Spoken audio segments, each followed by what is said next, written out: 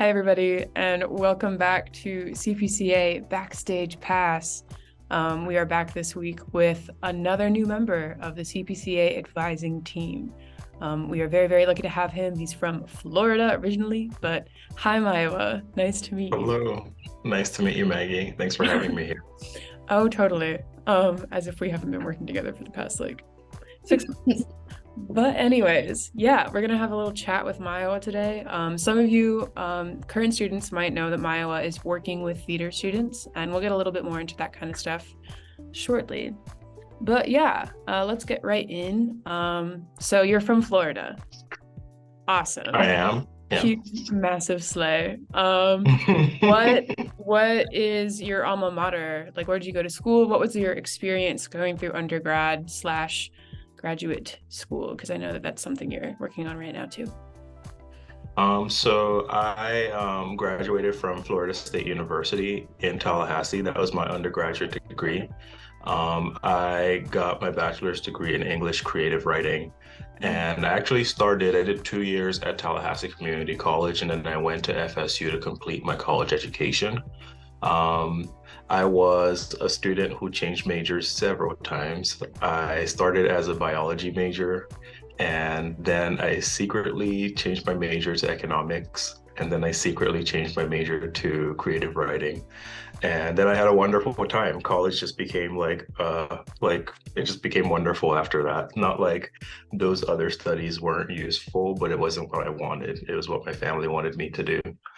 And then after that, I lived in Central Florida for a period of time, and then I went to Gainesville. I got a master's degree in educational administration from University of Florida in Gainesville. And that was about 2017. So that was pretty recent. And then I went back to work for Florida State University in academic advising after that. That's awesome. Cool.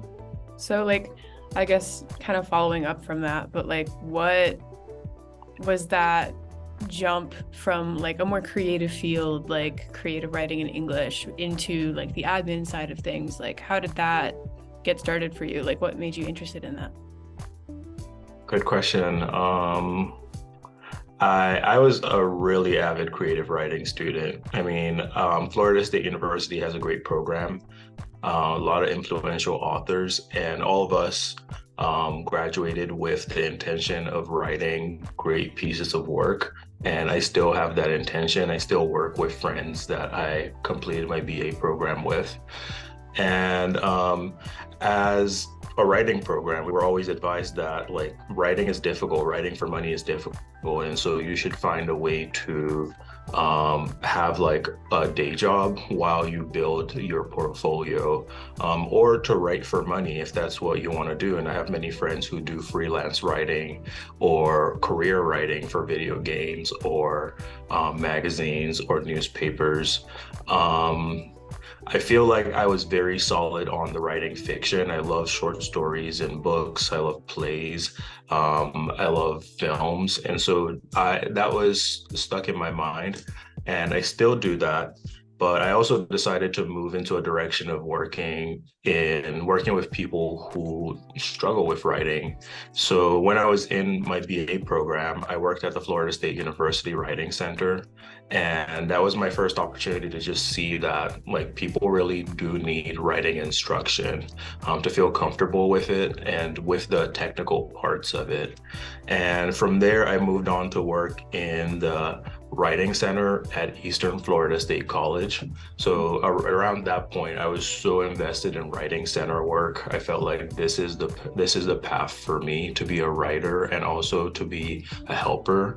And it felt creative at the same time. But what happened at Eastern Florida State College was I came across a lot more student difficulties than just the writing assignments. I saw that students had trouble with understanding what their degree was, the reason why they were doing their degrees. They had issues with motivation with completing their degree programs. They had issues with understanding the way that the university wrote policy. So they didn't really know the rules of the university and of their classes. They didn't know how to read their syllabuses. And so I just had to step back and put all my assumptions into a box and start helping students in a very straightforward way. And that led me to academic advising. After that, I studied administration because I wanted to fit in the space between instructors and students, because school is a big network. And so administrators really do help you to figure out what how the environment works. And so that's what I do now as an advisor, and I really enjoy it. That's awesome. So we want to know, like, why did you choose like Temple? Like what about Temple sparked your like interest in? Yeah. So I lived in Tallahassee, Florida. I was getting very comfortable. But I felt like I was advising at the university that I went to, and it's a very large university. Florida State is just size-wise, it feels like easy to get lost in compared to Temple. And I already had so much experience in that physical environment, so I knew that I wouldn't stay there for my career. I lived fairly far away from work. I lived in the town that I grew up, so I just wanted to branch out a little bit, and I knew that I wanted to go to another university. I knew that I wanted to leave the state potentially. So it was a big search. I started working at Florida State University around 2018, maybe the end of 2017. And from the beginning there, I knew that I would keep on advising, but it would not be at that school. So I've searched a lot of places. I went to Oakland, San Francisco. I went to San Diego, Minneapolis, Chattanooga in Tennessee, New York City.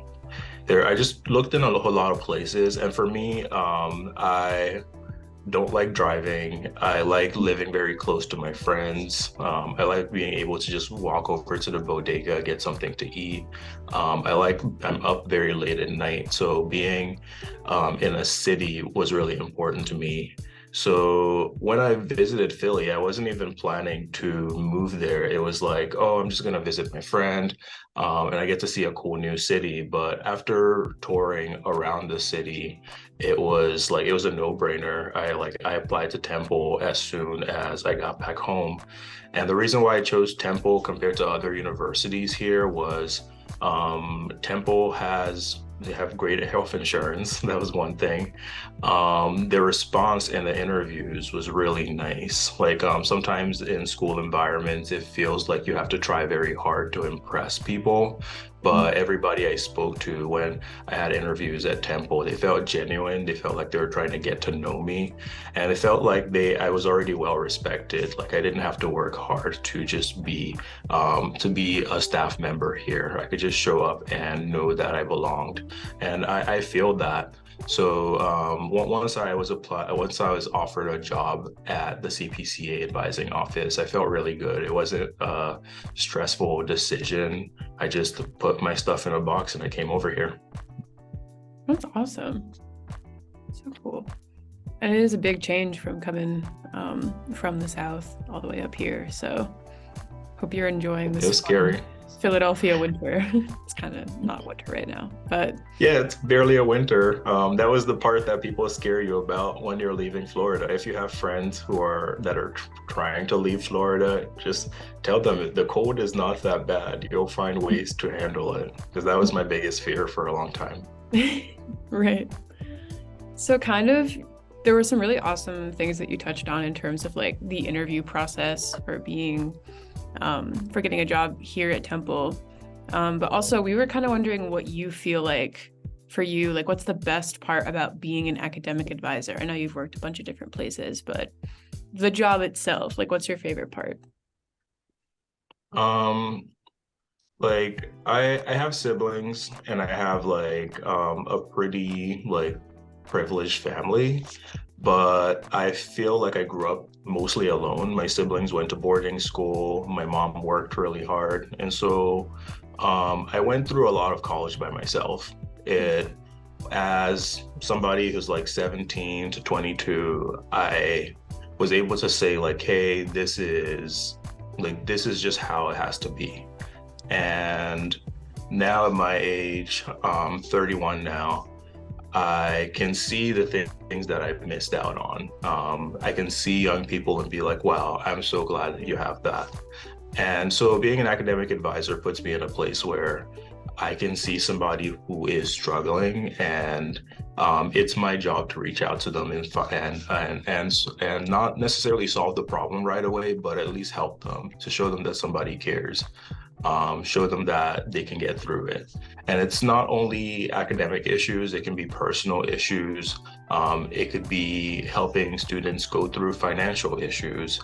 As an academic advisor, you are in a place where to notice things that may be difficult for people to speak about, like going through difficulties finding a job, or difficulty with paying for groceries through the week.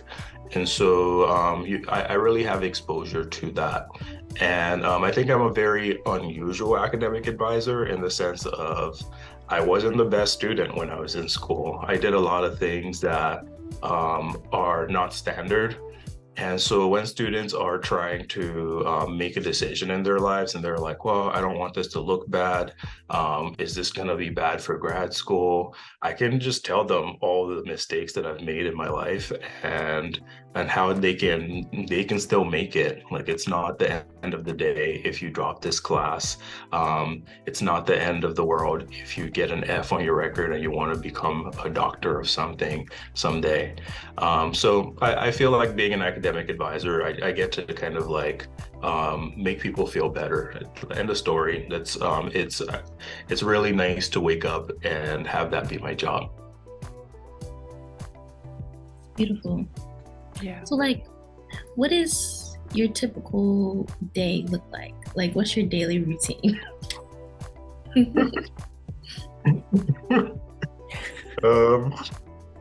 Okay. I'm laughing because I'm a very regimented person. And Oh, amazing. Awesome. A lot of my life is like pretending that I'm not a regimented person, but I come to work from a very standard 8:30 to 5. I have a lunch break in between. This is explaining weekdays, but before and after that, I like in the morning, I have a stretching routine. I have to sleep X amount of hours no matter what. I check everything before I leave the house, just make sure like, hey, if I'm gonna leave the house for several hours, I wanna not worry about it. I wanna come back and have it like look like a house that I'm just gonna like plop right into bed. And if it's like a weekend, I sleep in a little bit, but then I go to my desk. I kind of like replicate the office process on the weekends. Like I'll get to my desk and I might just be watching YouTube, but it feels nice to like open my journal and be like, all right, I have to get a haircut today. I have to do some laundry. On nighttime, I kind of like I said, I'm a night owl in a way. Like my brain is just like firing in the middle of the night, and sometimes I have to convince myself to go to sleep. But that is my most creative time. It's a time when I'm more likely to be found writing, more likely to be found drawing. And sometimes I'll get off work at 5 p.m. and be like, I cannot be inside anymore. I am very much like I enjoy my outside time, and that I'm from a very rural place. And so sometimes I get off work and I'm just like, I need to just go. And I don't know where I'm going. I might like walk all the way across the city or go get some food. But that adventure really drives me, like the opportunity to pick my own adventure. Yeah. And there sure is a lot of adventure to be found in Philadelphia. Yeah. I mean, if you live in rural Florida, you'll find some deer and trees, no matter how long you walk. Mm-hmm. No, here, I run into people all the time, and it's great. Yeah. No, that's awesome. So kind of speaking of Philly, what is your favorite, I know you've only been here for a couple months now, but what is your favorite part of Philly? Like, do you have a favorite spot you like to hang out? Like, where's your favorite place to get food? have you been to any of one of our wonderful cultural landmarks, like the Liberty Bell or like the Rocky Stairs? Like, what's your favorite Philly thing? I have been to the Rocky statue just to like pass by the art museum. Mhm. I'm a big roller skater, and so I go to the Paynes Park Museum, the Paynes Park skate park, and the Poplar Street skate park all the time. I'll like go out to the skating rink in Camden. Whenever there's like a group of people that are skating, like I'm there. And I love trains. Like, no, I can't even underestimate how much I love trains. So my favorite part of Philly is actually the Broad Street line. Like it's Nice. it's really nice, like when the train is showing up, getting on the train, just observing everything. Sometimes they can be like weird with like the people on the train, but at the end of the day, it's just like the excitement of traveling a long distance in this like powerful machine that I don't have to drive. So true. No, the Broad Street line is a really A+ place to people watch. So Yeah, it is. for sure. All right, and then, well, our last question before we get into this or that, is like, if you could live anywhere in the world, where would you want to live? Oh, that's a hard question. A lot of my family lives in the United States now, and so I'm starting to understand that this might be like, I'm originally from Nigeria. I lived in the UK before here, and sometimes I think, well, maybe I would move back in the future. I keep that in mind, but also I'm so into like walkability and being able to like live most of my life close to home. And so I find myself thinking about living in Paris or Amsterdam a lot.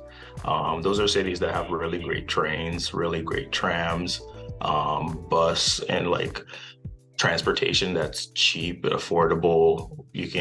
People have lives outside of work. That's a big thing for me, being able to get off work and like hit up my friends and be like, what are y'all doing? And so, yeah, I find myself thinking about like some cities in Western Europe, mostly Paris, Amsterdam, maybe Berlin, but it doesn't sound that interesting. Yeah. But more realistically, I love Philly. I mean, I've been here for 6 months, and it feels like home every day. And I feel so surprised that it took me a really long time to just like pack up my stuff and leave, because I was so afraid of living in a big city, and now I've done it, and it feels normal. Yeah, no, I'm also from a pretty rural town in Pennsylvania, so I knew that coming to Philly was going to be a big change when I came here for school 4 years ago. And now I'm like, oh, Philly's like a little small town, honestly. Yeah, why leave? It's real comfy here. Also, I hear you on the Amsterdam public transportation. I've been there once, and it was chef's kiss. It's so easy to figure out, and I appreciate that as well. Yeah, it's I feel like public transportation is a human right in these days and times. And so when it gets expensive or stressful, it makes it hard to live your life.